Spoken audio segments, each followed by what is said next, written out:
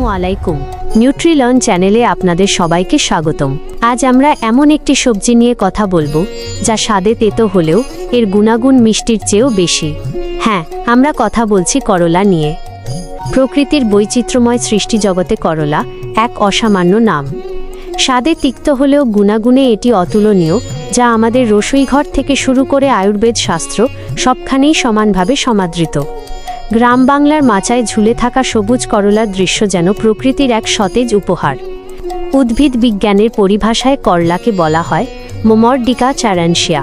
বিশ্বজুড়ে এটি মূলত বিটার গোর্ড বা বিটার মেলন নামে পরিচিত।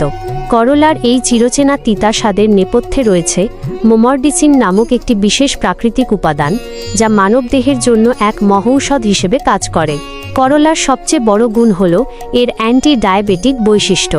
এতে থাকা চ্যারাটিন নামক উপাদান শরীরের ইনসুলিনের মতো কাজ করে।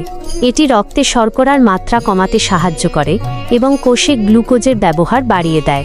ফলে যারা নিয়মিত করলা খান তাদের ডায়াবেটিস নিয়ন্ত্রণে রাখা সহজ হয়। করলায় প্রচুর পরিমাণে ফাইবার বা আঁশ এবং অ্যান্টিঅক্সিডেন্ট থাকে।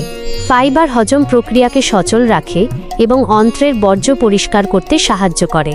নিয়মিত করলা খেলে কোষ্ঠকাঠিন্যের সমস্যা দূর হয় এবং বিপাক প্রক্রিয়া মেটাবলিজম উন্নত হয়।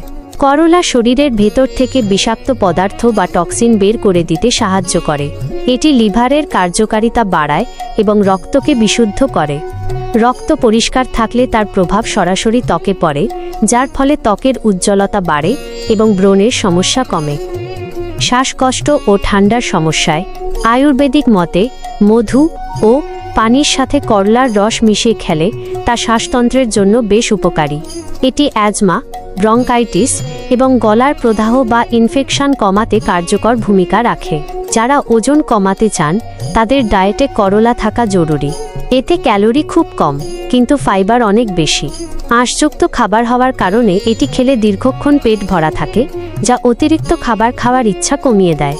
করলায় প্রচুর পরিমাণে ভিটামিন সি এবং শক্তিশালী অ্যান্টিঅক্সিডেন্ট থাকে। এগুলো শরীরের ইমিউন সিস্টেম বা রোগ প্রতিরোধ ক্ষমতাকে শক্তিশালী করে, যা বিভিন্ন সংক্রামক রোগ ও ভাইরাসের বিরুদ্ধে লড়াই করতে সাহায্য করে। উপকারী হলেও করলা খাওয়ার ক্ষেত্রে কিছু বিষয়ে সতর্ক থাকা প্রয়োজন। রক্তে চিনি কমে যাওয়া। যারা ডায়াবেটিসের ওষুধ খাচ্ছেন তারা অতিরিক্ত করলা খেলে রক্তে শর্করার মাত্রা প্রয়োজনের চেয়ে বেশি কমে হাইপোগ্লাইসেমিয়া যেতে পারে। পেটের সমস্যা।